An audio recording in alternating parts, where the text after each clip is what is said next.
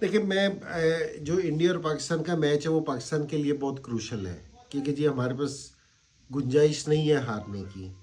और अच्छा, आप मैं अगर कोई प्लेयर्स पे बात करूं, क्योंकि जी कौन से प्लेयर को होना चाहिए था, कौन से प्लेयर को नहीं होना चाहिए था, तो ये वाला टाइम अब गुजर चुका है। ठीक है, अब मेरा पाकिस्तान को सिर्फ एक ही सजेशन है कि जी आप दिलेरी से क्रिकेट खेलें।